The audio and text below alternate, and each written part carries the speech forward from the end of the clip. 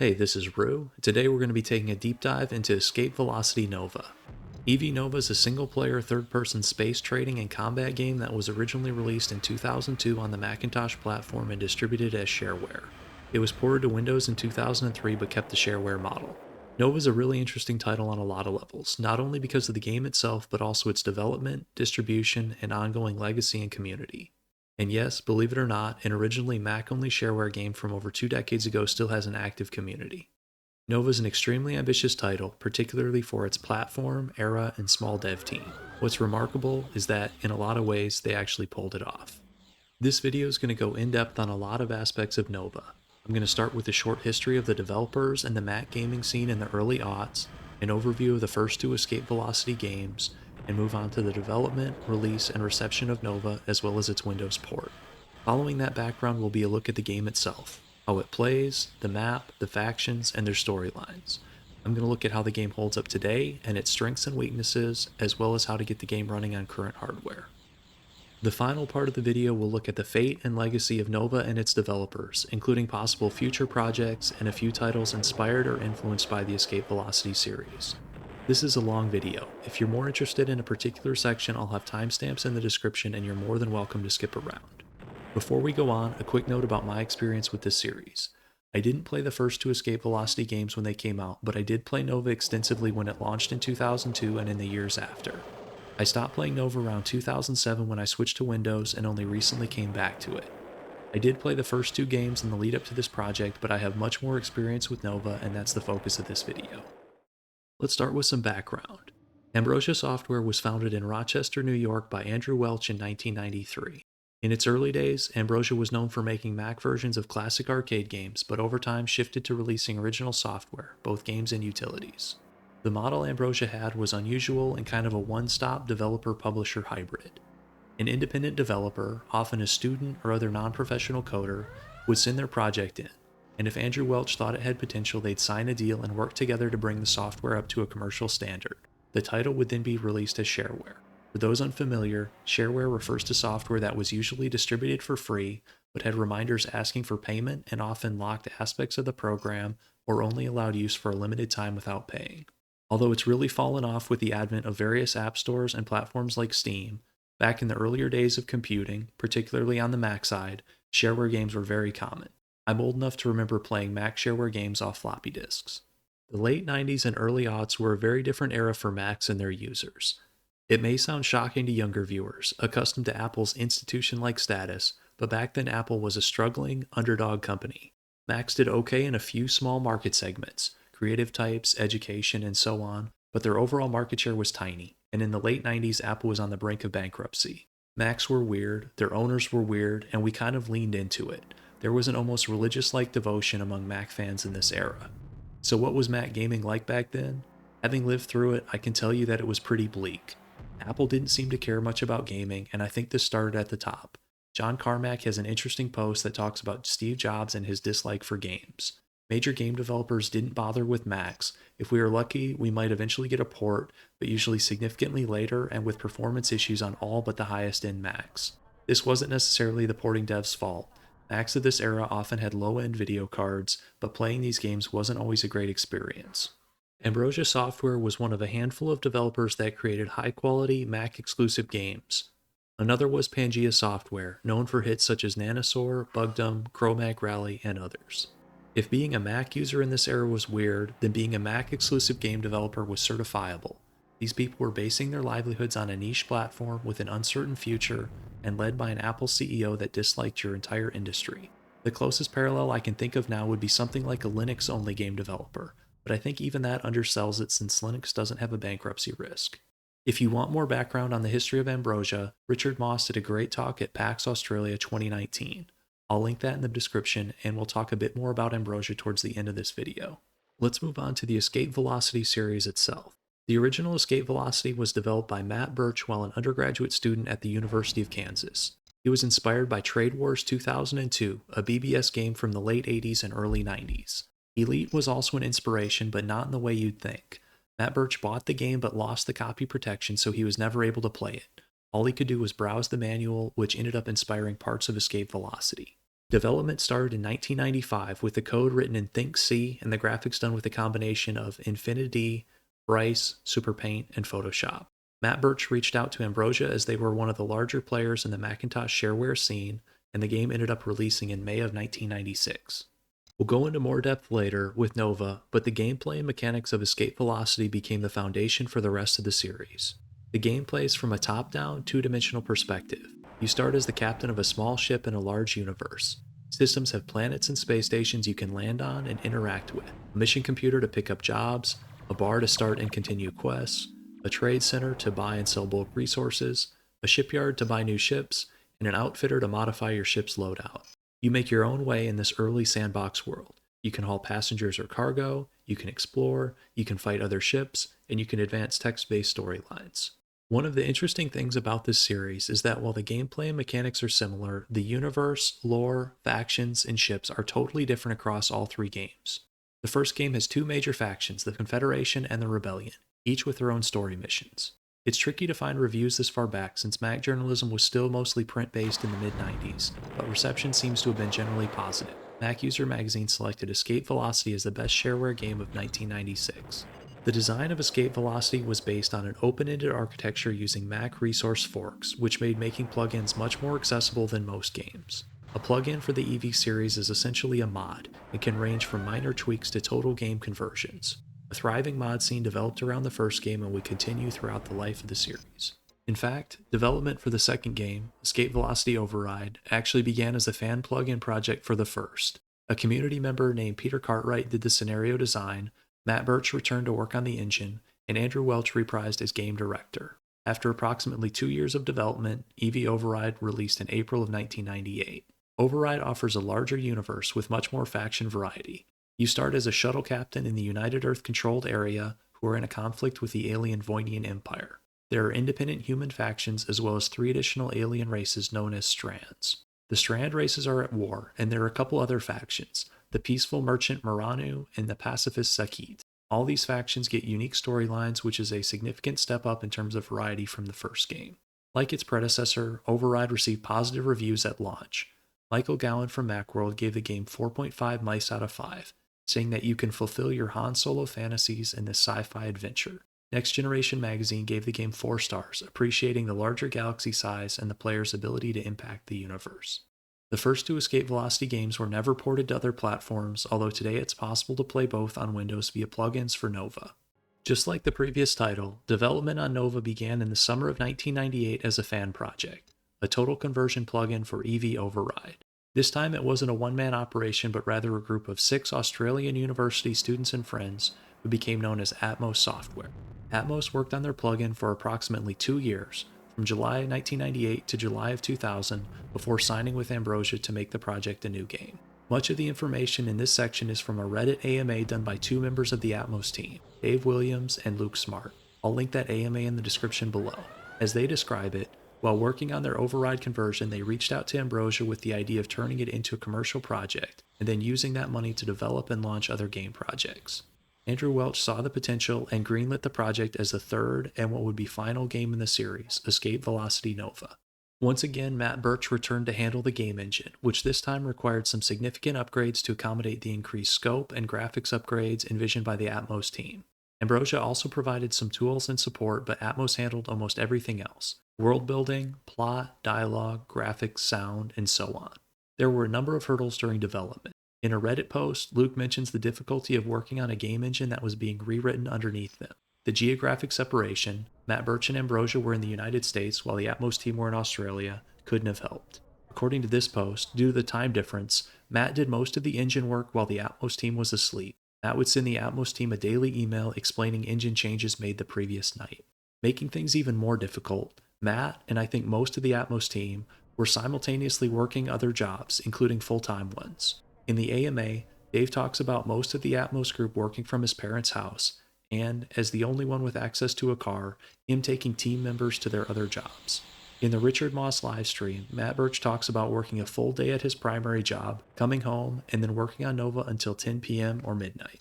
The Atmos team made significant changes to the series with Nova, most notably in the areas of graphics and world building. As you'd expect from a mostly one-man project, Override had reused a number of planet graphics from the first game. With Nova, Atmos went for graphics upgrades across the board. Ship sprites, including engine animations, planet backgrounds, weaponry and other outfits, faction-specific UI overlays, shipyard pictures, even the main menu. It's hard not to be impressed with what Atmos did. Comparing the graphics between Override and Nova really is night and day. Nova also features a number of new ambient sound effects, such as when you land on a space station. The second area of difference is in the amount of text-based world building and storyline plot that went into Nova. According to Matt Birch, Atmos actually had to work to keep the planet descriptions from overflowing the available space. The storylines are chock full of text, so much so that Matt had to add scrolling functionality to the game engine just to fit it all. There's a lot to talk about with regard to Nova's text-heavy format, both good and bad, but we'll get into that later. The total development time on Nova was just over 3.5 years. The first 24 months as an Atmos fan project, an additional 12 months of development with Matt Birch and Ambrosia, and 8 months of testing. Like previous Ambrosia titles, Nova was released as shareware, but with some limitations. First, you were only allowed to play for 30 days without registering. The game would technically allow you to play beyond that, but you'd get attacked by Captain Hector, named after the parrot which was the mascot of Ambrosia Software, an extremely powerful shareware enforcer which basically guaranteed instant death. Second, major storylines all had a cutoff that required registration to continue, and you were unable to purchase a number of the larger capital or faction-specific ships. Nova eventually released on March 19, 2002. It received a favorable response from critics. Peter Cohen with Macworld gave it 4 stars and mentioned the game's incremental improvements from its predecessors. Chris Berrylick with Mac Addict also gave the game 4 stars, calling it more of what fans love from the series and as fun as it ever was and more beautifully designed than you could expect a shareware game to be. Richard Porcher with Inside Mac Games gave it an 8.0 out of 10, praising the game's graphics, open-ended gameplay, and ease of modding. Along with some other games from Ambrosia and Pangea Software, Nova was bundled along with new consumer-level Macs for several years, which greatly expanded the reach of the game. A Windows port was released the following year, in July of 2003. This port wasn't done in-house by Ambrosia, but rather a third party, Contraband Entertainment. The Windows version also received generally positive reviews. JT Trollman with PC Gamer gave the game a 71%, praising the writing and storylines but criticizing the slowness of hyperspace jumping. Although well received, the sheer size of the Windows gaming market meant that Nova didn't have the same kind of outsized impact there as it did in the Mac gaming community. Let's move on to gameplay. Like its predecessors, Nova is a top-down, third-person space trading and combat game. The game takes place across a series of stellar systems linked together with hyperspace lanes, and most systems have one or more planets or space stations that you can land on. The game starts with an optional tutorial which, in a taste of things to come, is extremely text-heavy. The tutorial walks you through the basic aspects of the game, jumping between systems, landing on planets and space stations, recharging your ship, picking up missions in the BBS system, buying and selling bulk goods in the trade center, buying new ships in the shipyard, modifying your current ship in the outfitter, and visiting the bar. For some reason, in the Escape Velocity universe, almost everything of note happens in a bar. The bar is where you'll pick up and continue most unique missions, both for the major and minor storylines, as well as side missions. The BBS system, on the other hand, offers randomly generated missions of different types depending on what you've unlocked. At the start of the game, this is just a few different passenger and freight deliveries, but later on you can unlock special deliveries for certain companies, time-sensitive courier missions, and even nearby bounties to hunt. In essence, these are repeatable Radiant-type quests. BBS missions can be fun for roleplay and exploring the map, but the most effective way to make money in the early game, particularly for a new player, is trading bulk cargo. Barry from the long-winded tutorial shows you a couple starter routes, from Earth to Port Kane, and then from Port Kane back to Wolf 359. Buying an early cargo ship like the Terrapin, or renting a small fleet of them, and running these routes makes money much more quickly than messing with the mission BBS. You can also make money by disabling and boarding ships. You can go after anything from defenseless trading vessels to powerful faction ships. You can even disable and board pirates, robbing the robbers, so to speak, which can actually be quite profitable. You can board derelict ships in orbit. Sometimes the crew will pay you a nice fee for taking them home, but other times it's a trap and a pirate fleet is about to jump into the system.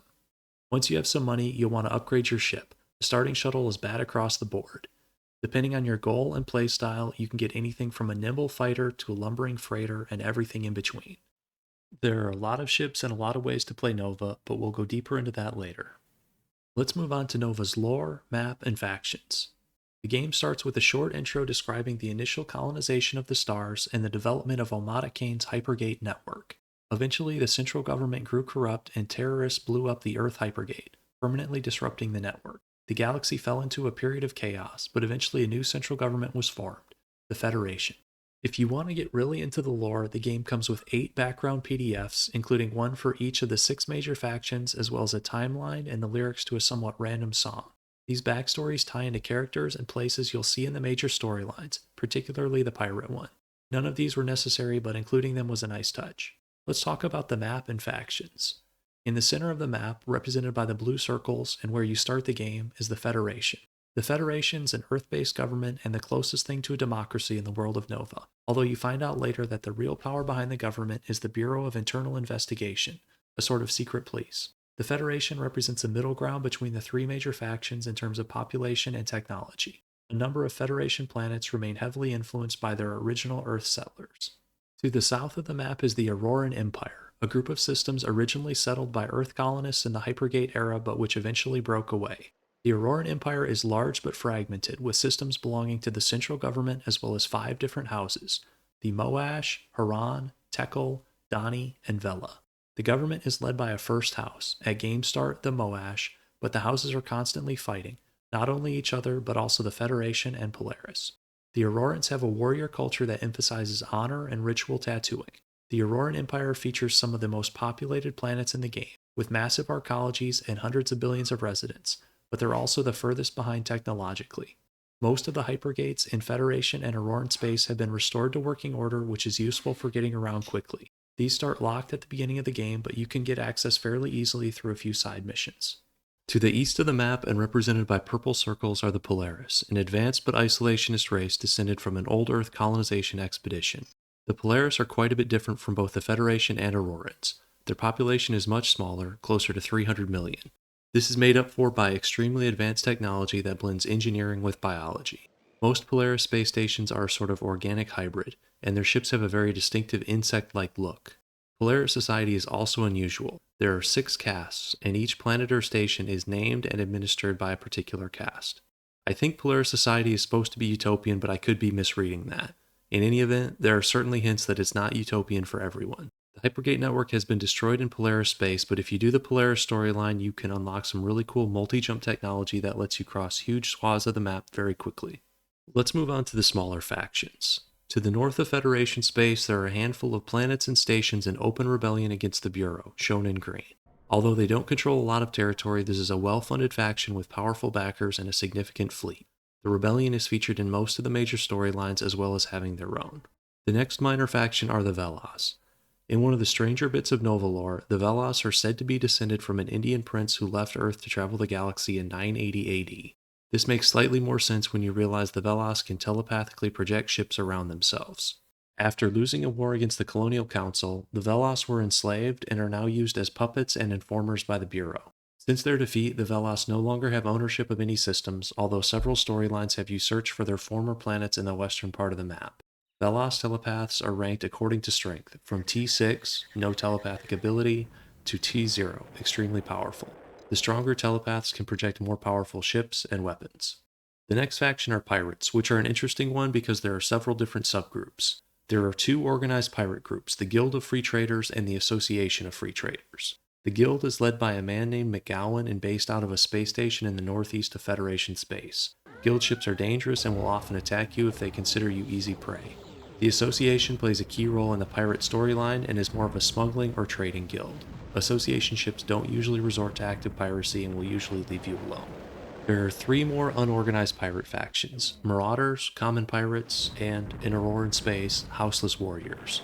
Houseless Warriors operate out of a pirate space station in the Kippa system in the Rochak Dustfield. All 3 of these function similarly and will usually attack on sight. Hunting pirates can be a good way to boost your combat score and improve legal status with the local government. There are a few more smaller factions that operate out of Federation space. The Wild Geese are a sort of Irish-descended mercenary group based in New Ireland in the Tuatha system. They have their own minor storyline and play a role in a couple of the major ones.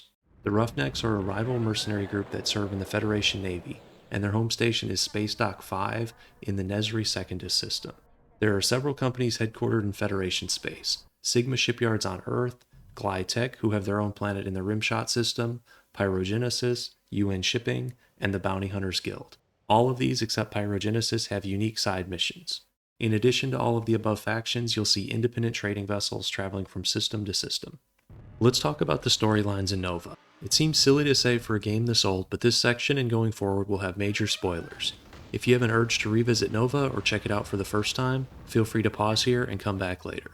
The overall plot of Nova is interesting because there are certain major arcs that'll happen regardless of which storyline you choose. For example, the Bureau will make an alliance with the first house of the Auroran Empire, the Moash. The Rebellion and Polaris will make contact with each other and share knowledge and technology. Depending on the storyline you choose, you can be directly involved in these events, or they can happen without you.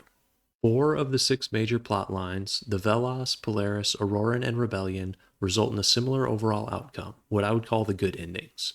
The details vary a bit depending on the storyline you choose, but the broad strokes are the same. The evil Bureau is defeated, the Velos are freed and ascend, and humanity forms a new united government incorporating all 3 major factions and ushering an era of peace and prosperity. The other 2 storylines, Pirate and Federation, are a bit different.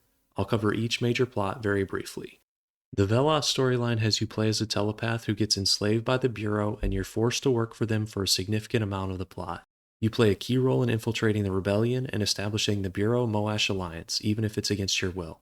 Eventually you find a way to free yourself and the Velos, and you ascend together after exposing the Bureau and Moash. The Polaris plotline sees you become a legendary prophet-like figure called Orihara. There's a bit of everything in the storyline, starting with a little smuggling and ending with you becoming the most powerful warrior in the universe and a sort of space god. The ending of this one is stranger than most. You sort of sacrifice the Polaris nation to demilitarize the Federation and Auroran Empire, which doesn't make a ton of sense. The Auroran plotline has you inducted into House Haran and eventually becoming Thorokir, a kind of high-level warrior and spiritual advisor to the house. As you'd expect for a warrior culture, there's a lot of combat required in this one, both directly as part of the missions and indirectly via combat rating requirements. You have several space duels, which are sort of unique, and you get to use one of the cooler ships in the game, the Thunder Forge. The Rebel plotline has you serve as a jack of all trades, blockade running, inserting agents, scouting, shuttle diplomacy, and a bit of combat. You cover most of the same story beats: contact the Polaris, find out what the Moash are up to, warn House Haran, free the Velos, expose the Bureau, and so on. The Federation story shares some elements with early Velos missions, infiltrating the Rebellion, establishing the Bureau-Moash alliance, and so on, but this time you're helping willingly. The Federation storyline is interesting because you get to see what happens if the Bureau isn't stopped like they are in almost every other storyline. You successfully destroy the Rebellion. There's a cool twist here because you find out that the Rebellion head of intelligence, a guy codenamed Frandl, was actually a double agent and working for the Bureau all along. You don't find this out in any of the other storylines. Via House Moash, the Bureau successfully gets control of the Auroran Empire and forces the Polaris to offer an alliance. The Bureau acts like they're going to accept the offer, but assassinates the Polaris leader at the signing ceremony to force a war. The combined forces of the Federation and Auroran Empire are too much, and the storyline wraps up with you blackmailing and bullying the president of the Federation, who in essence is just a figurehead. Like a number of these, the ending is strange, but we'll get to that. The last storyline is by far the shortest, most different, and at least one way, my favorite. This is the Pirate or Association storyline. In this one, you're the child of a famous guild leader, Morgan Greyshoulders, who was killed when you were a baby. You meet up with your uncle Olaf, who takes you under his wing and helps get you started on a life of smuggling. A number of the early missions involve helping the Rebellion. If this sounds familiar, it should. There's a set of Rebellion smuggling missions that's shared across no less than 4 of the major storylines. You're not required to do any actual piracy at any point, so it's more accurate to call this the Association storyline rather than Pirate. Regardless, you and Uncle Olaf rebuild your father's organization, the Association of Free Traders, and defend against the rival and similarly named Guild of Free Traders. Uncle Olaf sends you out to assemble a crew, and he surprises you with the gift of a very strong pirate carrier named after the same ship your father commanded. The final arc of this storyline is a revenge quest against McGowan, the leader of the rival Guild of Free Traders and the man who betrayed and killed your father. You kill McGowan, who is working with the Bureau, and enter an alliance with the Rebellion to continue fighting against the Federation. This storyline is extremely short, but also includes several optional side missions to upgrade your ship. Perhaps most uniquely, the Pirate storyline is the only major one with a normal ending. You don't resolve every conflict, you don't ascend, you don't return to save the galaxy, and so on. Let's talk about the strengths of Nova, what it does well, and what still holds up after more than 2 decades. I'll cover some areas of criticism in the next section. The thing that stands out most about Nova, both back when it was released and even now, is the incredibly ambitious storytelling and world building. Most of this is done via a huge amount of text, in storylines, side missions, background lore, and so on. According to this post, the total amount of text in Nova, including the lengthy manual and preamble, surpasses that of The Lord of the Rings. I can't verify that, but it certainly feels like it could be true. In fact, when doing major storylines, there are times when the game feels closer to that of a playable science fiction novel than a traditional video game. This isn't always a good thing, we'll get to that, but for a certain kind of person, somebody willing to meet the game halfway and accept its limitations, there's a lot to like here. The level of detail Atmos put into describing the world of Nova borders on excessive. Every planet, station, ship type, and outfit has unique text. Each location with a spaceport bar has a unique description of the bar and its occupants. And this isn't a small galaxy. Here's a look at the map again. There are hundreds of locations. Anything in gray italics is landable and has, at a minimum, a description and planet graphic and probably more. The scale of Nova is impressive because this isn't some procedurally generated illusion of size and variety, like we've seen in many more recent games. This was all made by hand. Major storylines and side missions only take you to a small percentage of locations. Repeatable jobs can take you to more, but not all. In fact, a lot of these locations will never be visited by the majority of players. To me, the effort that goes into parts of the game most players will never see is the difference between a team working from a place of passion and care and a team just trying to get a product out the door. Nova's graphics also tie into world building. Planet backgrounds in the Auroran Empire show huge arcologies, while Polaris planets show small, advanced cities. Auroran ships and battle stations are shown as large, heavily armored hulks. Some of the planet graphics are shared, particularly with space stations, but there's still an impressive amount of variety. Ships are well modeled in game, but the shipyard graphics are more hit or miss. Some are well done, but others look pretty basic. Planet graphics are similarly up and down. Some of these look good, even years later, but others leave me wondering exactly what I'm looking at. Let's move on to the next area of strength for Nova: gameplay, ships, and weapons. Outside of the storylines, Nova gives you a lot of freedom to play different roles. You can be a small-time courier or passenger shuttle, a large-scale bulk freighter, a pirate, a bounty hunter, or some combination of the above. If you buy one ship in particular, the Sigma Starliner, you can be the space equivalent of a cruise ship captain. You can even be an asteroid miner if you want, but trust me, you probably don't. The gameplay loop is going to be somewhat different depending on what you choose, but it's easy to find one that clicks with you.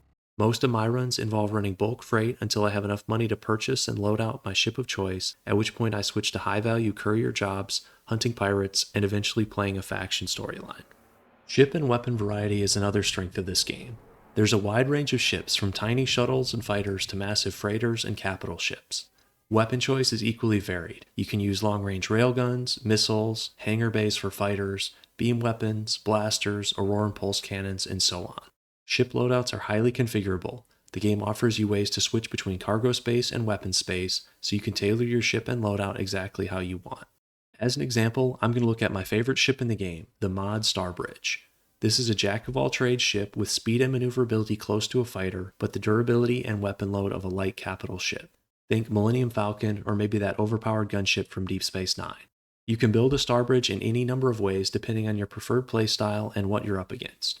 My setup of choice is to put on 4 Thunderhead Lances, which are really powerful short-range beam weapons, add afterburners, and use speed and maneuverability to take out capital ships 10 times its size. You can also build a Starbridge as a long-range sniping platform with railguns or heavy missiles.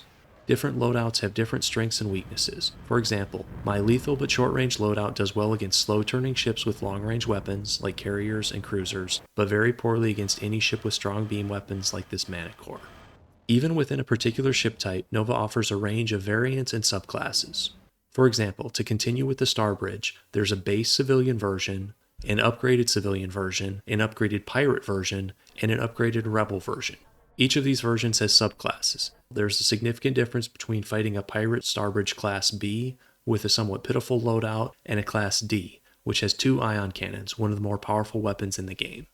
As you'd expect, different factions get very different ships and weapons, although there's some overlap. One of the most fun parts about playing through the storylines is getting access to each faction's special ships and technology. This includes not only weapons but also things like jammers, reactors, shield and armor upgrades, and so on. The Pirate and Rebellion are somewhat special. They don't have many designs of their own, so they typically use heavily modified versions of existing ships. For example, the underrated Rebel IDA frigate or the Pirate Enterprise.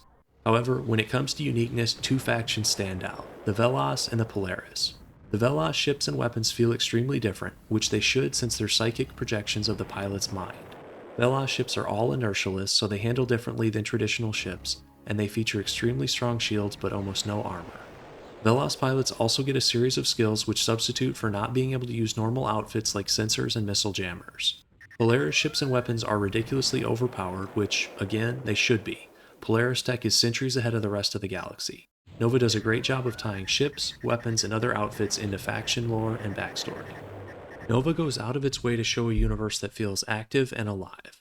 Most systems, particularly core worlds, are bustling with activity. Freighters and company ships arriving and departing, patrol boats scanning for contraband, battle fleets passing through, and even the occasional pirate incursion. These ships interact with each other, and since the combination of ships in a system is based on chance, you can experience many different scenarios. Pirates attacking traders, pirates fighting each other, rival factions clashing, and so on. Go to any location on the Federation-Auroran border and you'll often see Federation capital ships duking it out with their Auroran counterparts. These barrages can be quite dangerous. If you put your shuttle between capital ship salvos, even briefly, you're going to have a bad time. Different parts of the map have a very different feel.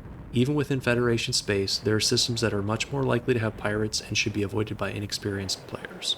Matt Birch said they included other ships fighting each other as a way to give an impression of other things going on in the universe, and the game does a great job of that. The top-down 2D nature of Nova makes it quite a bit more approachable than 3D space sims, and the game handles well with a fairly simple set of controls. No need for expensive joystick and throttle setups. For the most part, combat in Nova is a lot of fun, especially once you get the hang of it. There are so many different ways to play that it's likely you'll find a way that clicks with you. Maybe you don't like the high-risk, short-range style I do. That's fine, get a huge capital ship and let your escort fighters and overwhelming firepower carry you. Even if you don't enjoy the combat that much, you can still have fun. With the exception of the Auroran storyline, you're able to skip a lot of combat if you choose. Let's move on to some of the weaknesses of Nova. The first thing we have to talk about here are the major storylines. This gets complicated because I don't consider any of them to be bad per se, but they do have some problems. My first issue has to do with the whole chosen one trope. We've all played games where it's clear that the player is different from everybody else. You have special abilities, you're destined for greater things, and so on. Nova takes that and cranks it up to 11. Here's a representative example from the Velas line. You discover abilities in a few weeks that took an entire race of telepaths 7 centuries to learn. The 3 major faction storylines are the worst offenders. In 2 of them, you basically become a space god. Regardless of storyline, whichever faction you're working with can't get anything done without you, even things as basic as relaying messages or ferrying passengers. This can feel jarring. If you're the most powerful warrior in the galaxy and capable of destroying planets with your mind, why are you still shuttling people around like an interplanetary Uber? There's a disconnect between what the storyline tells you you are and what the game asks you to do. There's a really good quote from Matt Birch in his livestream with Richard Moss. He said that Nova is almost the wrong medium for what Atmos wanted to do. They wanted to tell a novel, and I think that's right.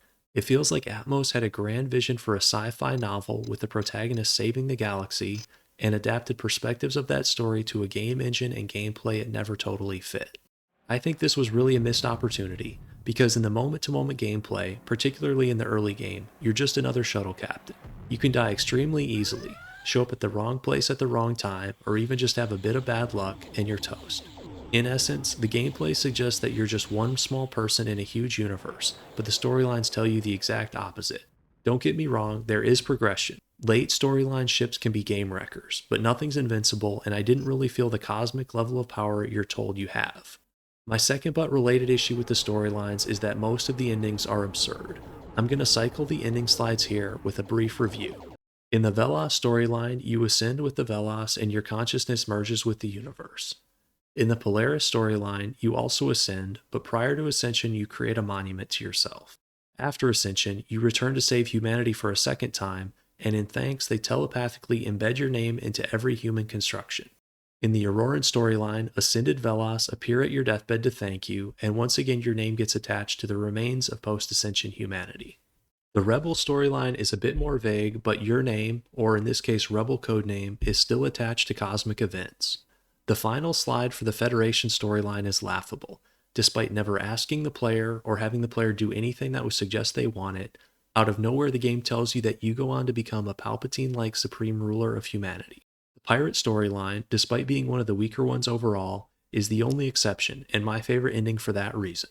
You avenged your father and affected the galaxy in a small way, but you aren't the ascended savior of humanity. The majority of the endings feel like they were backed into. In Atmos' vision of a sci-fi novel, the ending clearly had the protagonist ascending and being memorialized by humanity. This sort of makes sense for the Velos and Polaris storylines, which have you play as a historically powerful telepath, but in the others it feels way out of place. Ultimately, most of the storylines feel too convenient and unbelievable. Centuries-long conflicts are suddenly brought to a happy end because the player came along. All this ties into my next issue with the Nova storylines, the randomness and lack of choice. We'll look at the lack of choice first. Nova's storylines, as elaborate and detailed as they are very much on rails. As a player, you have almost no freedom. You're told where to go and what to do basically the entire time. The game gives you the illusion of choice with a lot of yes or no boxes, but typically all these do is kill the current storyline and lock out the others. There are a handful of exceptions, when the yes or no buttons can lead to storyline crossovers. For example, early in the Federation storyline, you can refuse to help the Bureau and get moved to the Rebellion mission string. But overall, Nova storylines feel a bit like an elaborate theme park ride. The only choice you have is to continue or hit the stop button. This really hurts replayability. Your first time playing the Velos story and your fifth time are going to feel almost exactly the same. In what I think was an attempt to add replayability and mystery, Atmos added a number of random chance elements. You see this in a few different areas.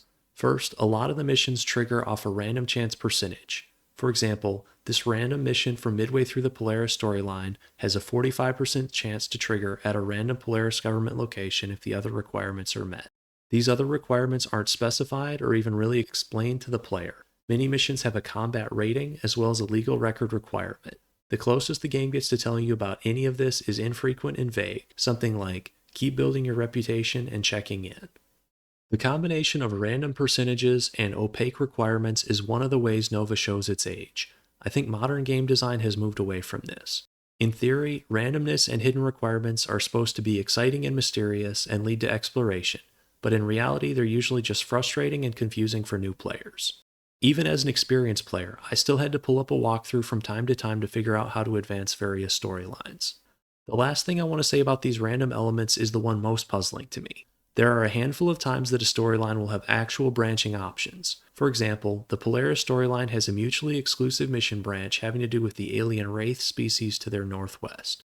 One path has you negotiating a peace with them, while the other has you developing more advanced cloaking technology. If this was any other game, the player would have the choice of which branch to pursue, but since this is Nova, the path gets randomly assigned and you're stuck with it. Nova's issues with randomness and not giving the player enough information extend all the way to the storyline starts. The Velos storyline is the worst offender because it's extremely easy to trigger. Most unique missions are picked up in spaceport bars, but the Velos one starts from a small cargo delivery to Earth in the mission board. It has no combat requirements, so you can get it almost immediately. I think Atmos must have intended this to be most players' first quest line. What puzzles me is that, in a lot of ways, the Velos storyline is the most unusual and restrictive in the whole game. The game doesn't force you into it. If you hit no, you can opt out, but new players are going to have no idea what they're getting themselves into. The closest the game gets to warning you is a vague, "I've got a bad feeling about this" in the text. Assuming you hit yes, you meet a Velos, do one mission for him, and then immediately get reported to the Bureau as a telepath and get a mind control device surgically implanted to your nervous system. For much of the storyline, you're more or less enslaved to the Bureau and unable to play the game as normal. You're limited to a handful of ships and outfits, and the mission board is mostly disabled. Funneling new players into a storyline that has you playing as a slave to an evil secret police organization is a bold choice. I don't necessarily have a problem with what the game is trying to do here. After all, the Velos are slaves of the Bureau, and even though you're not Velos, the game is trying to put you in their shoes, but I think I would have taken the opposite approach and made this one of the harder storylines to pick up. In addition to the ship, outfit, and mission board limitations, the Velos storyline also requires that you use some of the more unusual ships and weapons in the game. They're not bad, in fact they're quite good, but they handle and fight very differently from conventional ships. The last thing I want to say about the storylines has to do with the writing. Overall, I think the quality of the writing in Nova is decent to good, but there are exceptions. moments where you suspect the Atmos team didn't have a lot of experience in this area and that the text may not have been reviewed by a professional writer or editor. I have a few examples. The first one is silly and has to do with a short side mission involving escorting a rock band around on tour. This whole side mission has major late 90s, early aughts energy, with one of the characters even saying "Booyah," which is a funny throwback. The second and more serious example has to do with the commander of the Bureau, a woman named Crane. Almost every time she shows up, her voice or body is described as stunning, beautiful, or attractive. This is present in multiple storylines, but by far the worst in the Federation one, since you essentially work for her the entire game. Mentioning this occasionally would be fine, but this is fanfiction levels of overboard. While we're on writing, I have one more nitpick. In the Velas storyline, telepathic communication is done in these enclosed characters with a sort of uncapitalized, unpunctuated stream of consciousness. Maybe it's just me, but this feels like an old school AOL or MSN Messenger chat log, and I think it could have been handled better. In general, the writing in Nova feels a little rough around the edges and could have used some copy editing. Let's move on to another complicated topic, game difficulty.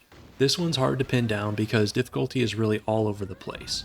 Once you figure out how the game works and how to make money, overall I would say Nova is actually a fairly easy game. There are a few cheesy techniques that you can use that exploit the limited enemy AI in Nova. These are common enough to get their own names on the wiki. The first, the Monty Python maneuver, has you drift away from the enemy fleet at high speed while AI ships slowly enter your line of fire. Here's an example of me doing this in the pirate storyline. Because most of the ships in Nova have inertia, you can point the front of your ship and the bulk of your weapons at the enemy, even while essentially running. The second cheesy technique, the not the 9 o'clock news maneuver, describes leading enemies away from the planet or station they're guarding while you loop around and landing before they get back. This is extremely helpful when flying light, fast ships and if the planet or station is guarded by a slow but dangerous fleet of capital ships. The third technique, which doesn't get a name on the wiki but I'm sure most players have done, is what I call the landing blitz. Just rush to the planet or station you're supposed to land on and ignore or outrun incoming fire. Quite a few storyline missions have enemy ships which jump in behind you, so you have a short window to get on the planet or station before you get hit. If you have a durable enough ship, you can even tank a significant amount of fire on the way in. There are some missions, smuggling type ones, where rushing to land feels appropriate, but rushing to land also works for a lot of strike type missions where it makes a lot less sense.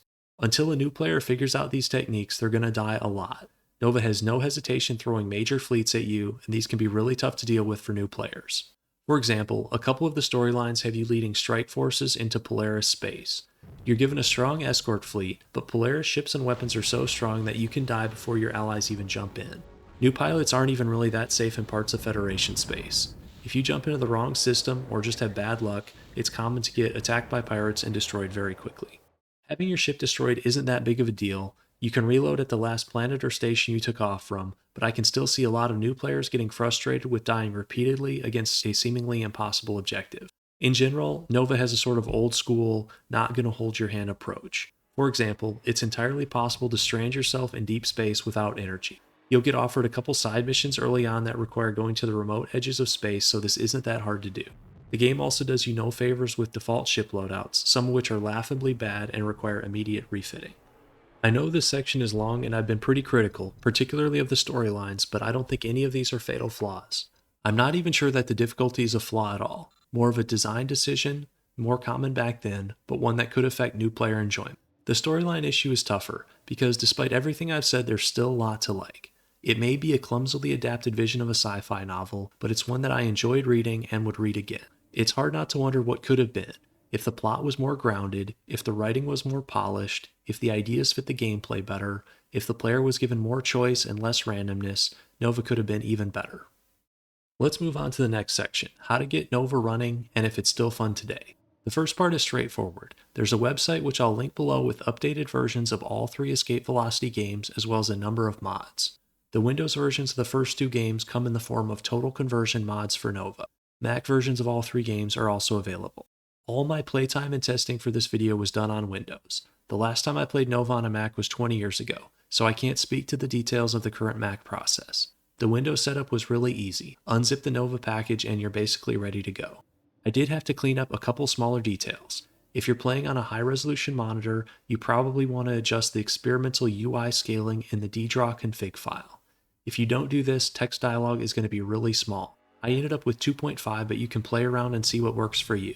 If you go too high with the scaling, like I did at first, you can run into problems with the hyperspace map. The text gets too large and the map becomes unusable. The second thing I had to fix for my game to work properly were the default keybinds, which can be found at the bottom of the Set Prefs screen. 2 of my binds, Fire Secondary Weapon and Cycle Targets, were empty at first. The rest were correct, so I'm not sure what happened and that issue may have been specific to me. The game defaults to your desktop resolution, but you can manually adjust it in the same ddraw config file.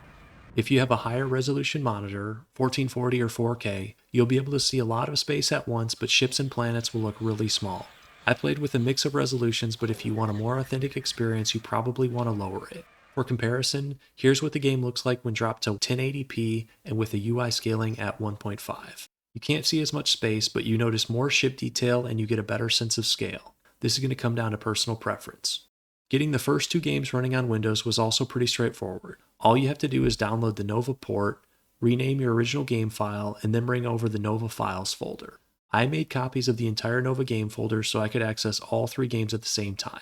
The README includes several steps, but I only had to do step 3 and both games worked fine.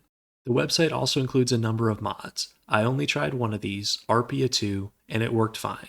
The only difference with this one is you bring over files to the plugin folder. Again, the README makes this look way harder than it has to be. I think the next question in this section, is the game still fun today, really depends on if you played it around launch. I had a lot of fun coming back to it, but of course I didn't have a blank slate.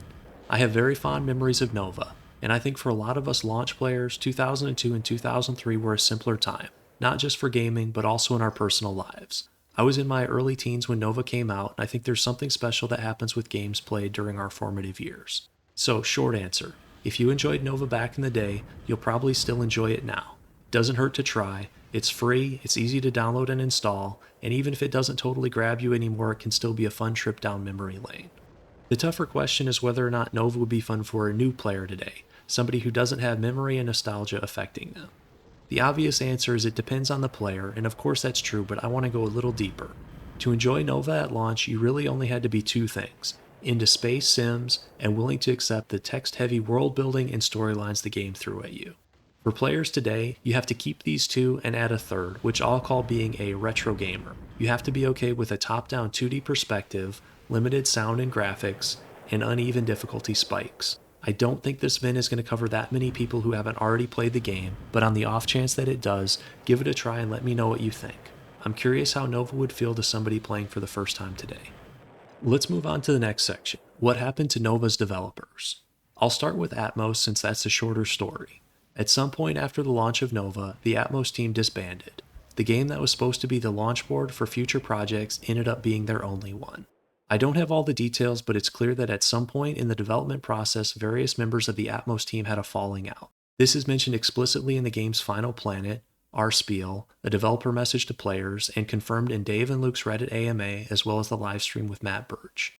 I think the unique background of Atmos, a group of friends working on an override total conversion together, was simultaneously the team's greatest strength and weakness. On the plus side, it feels like there was a real sense of camaraderie and passion that went into Nova. On the other hand, it's not hard to imagine a lack of structure and limited resources, both time and money, putting serious stress on group relationships. In any event, I don't think the eventual falling out should overshadow what Atmos accomplished with Nova. For a small team on a limited budget and working other jobs, the fact that Atmos got the game done at all, let alone to the level they did, is impressive. A few members would go on to help develop at least one mod for Nova, but from what I can tell, most of the former Atmos team moved on to careers outside of game development. The fate of Ambrosia software is a longer story. Following the release of Nova, Ambrosia stayed active in Mac game development for several years, releasing more original titles such as Redline and Sketchfighter. However, as Andrew Welch describes it, towards the late aughts, Ambrosia was at a crossroads. The cost to create high-quality 3D games was getting more expensive and requiring larger development teams. As such, Ambrosia's model of working with external developers was becoming less viable, and to continue in-house would have required risky company expansion. One of the unusual things about Ambrosia is that it was well regarded in the Mac community not only for their games but also their utility software. Since Ambrosia didn't have the capital to weather a failed large-scale game project, Andrew Welch chose to focus on the cheaper and less risky side of the company, utilities. They didn't abandon games completely. They released OS X ports of Aquaria and Multiwinia in 2008 and 2009 respectively, both underrated games, as well as a couple simple iPhone and iOS games. Over time, however, the number of staff at Ambrosia started shrinking and the time between releases kept increasing. The final full release I could find was Soundboard in April of 2011. Ambrosia continued to release sporadic software updates into the mid-2010s, but by 2013 the company no longer had any full-time staff. The last vestiges of Ambrosia, its registration server and community forums, finally went dark in late 2018. To his credit, in 2023, Andrew Welch released an app called Decoder Ring, which functions as a keygen for every title released by Ambrosia, making the entire catalog functionally free to play. Richard Moss has a great section about the end of Ambrosia from his PAX talk. He compares the final years of Ambrosia to a fade into the sunset, and I think that's right. The last thing I want to say in this section is inspired by a comment from Hacker News on a thread about Ambrosia software. The thread is full of great stories from people who worked at Ambrosia or were influenced by its games, but this comment from Daenerys stood out to me. Ambrosia and their games were very much products of their era, and it's hard to envision the company navigating all the changes of the last 20 years without becoming fundamentally different. How many iconic game developers from the late 90s and early aughts have managed to stick around without losing their way? A handful? Ambrosia's main competitor in the Mac gaming scene, Pangea Software, is technically still around, but they don't seem to be releasing new games anymore, just playing the greatest hits for iOS. There's nothing wrong with that, and Ambrosia could have gone down that road too, but maintaining a bunch of iOS apps for 20-year-old games feels more like a husk of a company than one in its heyday. What made Ambrosia special was that they are willing to take a chance hardly anybody else would, on a group of Australian university friends with a rough but incredibly ambitious vision for what a space game could be. For a company this unique, maybe fading into obscurity with a proud legacy really is the best way things could have ended. Let's move on to the legacy of Nova itself and the future of the series. We'll start with the second. Unfortunately, as an official titled series, Escape Velocity is dead in the water. Who has the rights to what is somewhat tricky to parse. Matt Birch developed the original game and worked on the engine for both Override and Nova. Peter Cartwright did the bulk of the development on Override, and Atmos did the majority of the development on Nova. All three were published by Ambrosia, but as a defunct company, my understanding is the publishing rights have reverted to the creators of the work. I'm not an IP lawyer, so take this with a grain of salt. As far as I can tell, neither Matt Birch nor anybody in Atmos has any interest in continuing the series. It seems like they've moved on with their lives and careers, and barring a significant change of events, the series is likely to stay with the three existing games. The closest thing to official development is a Kickstarter remaster of EV Override going by the name Cosmic Frontier Override. This Kickstarter launched in April of 2020 and was fully funded within a month. The estimated delivery was July of 21, but the date has slipped and slipped to the point where it feels like this project may be on the verge of vaporware. There have only been 2 updates in 2024, one in January and one in July. I really hope I'm wrong. Aspects of this project, particularly the art, look really great and be a shame if it just dies. From the updates, it seems like the 2 developers, Peter Cartwright returning and Tom Hancock's, seem to have job and financial issues getting in the way of working on the project. I don't mean to make light of a difficult situation, but it's wild to me that the bulk of the development on every Escape Velocity game has been done part-time and as a second job. Again, I hope this project gets back on track. This looks like the best chance any EV game has of reaching a modern platform like Steam. The good news for this series is that the community has really stepped up. All 3 games are easily available, as well as quite a few mods. It's not quite as easy as Steam, but it's pretty close. There are small but active communities on Reddit and Discord, and the wiki still sees occasional updates. Since the official series is more or less dead in the water, let's move to games inspired or heavily influenced by the Escape Velocity series. First up is Endless Sky. Endless Sky is an open source game that was released in 2015 and is still under active development. It's available on Steam and is probably the closest thing to a modern Escape Velocity game. You can feel the parallels almost immediately, but Endless Sky actually innovates in a few ways that I think improve on Nova. Picking up jobs is much more streamlined. You can look across the whole map to see all the available jobs instead of cycling one at a time like in the old games. While in the map, you can click on a distant system and the game will auto-plot a course for you instead of requiring a lengthy series of shift clicks. You have the option of picking from multiple different ship classes at game start, which I think is a good addition. And lastly, the game has an auto-land function, which is helpful for new players but also convenient for longtime vets. If I had one gripe, it would be that most of the planet backgrounds are just real-life Earth photos. They don't look bad, but they don't have the same sci-fi feel Escape Velocity backgrounds have. Overall, I enjoyed Endless Sky and would recommend it to anybody who likes this genre. Another game that seems to have been inspired by the Escape Velocity series is Knave. This is an open source title that was released in 2017 on Steam and is also under active development. Knave takes a brighter, cartoon-like approach to the UI and does some interesting things with AutoNav and accelerating the game speed. I didn't spend a lot of time with this one. I think I prefer the more realistic art style of Escape Velocity and Endless Sky. Neither of these newer games has specific shipyard art to the level of Nova, although the models in Endless Sky do look pretty good. So let's put all this together. I said in the intro that I think Nova's a really interesting game, and if you've made it this far, hopefully you understand why. It's not just that it's a great game, and yes, even with its flaws, I do think it's great. There are aspects of Nova that make no rational sense. For example, between the preamble lore, planets, and storylines, there's so much more text in this game than it really needs. But that level of care and detail is also what sets Nova apart. I've seen games with dev teams in the hundreds that don't even try to reach this level of story and world building. I think the ultimate praise for Nova has to be how it stood the test of time. The fact that a niche 2D shareware game developed by a small team over 2 decades ago still has an active community says a lot about how special this game is to people. Did Nova achieve the lofty ambitions of its developers? No, but it got really close, and considering its era and origins, I think that's a remarkable achievement. To me, at least, Nova should be remembered as one of the high points in the history of Mac gaming, and, for both Atmos and Ambrosia, a legacy to be proud of. I want to say thanks for watching, especially if you made it all the way through. Hopefully you enjoyed it. I know I've had fun making it and revisiting Nova. I'm still pretty new to YouTube, and this is a different kind of project from what I've done so far. I normally do shorter reviews of modern games, but I think I'll mix in long-form projects like this as well. If any of that sounds like something that interests you, feel free to subscribe. As far as major sources for this video, I've tried to list them as I go, but I'm also going to put them here. Any errors or misrepresentations are my own. If I need to do any corrections, I plan to do that in the description as well as a pinned comment. Once again, thanks for watching, and I'll see you in the next one.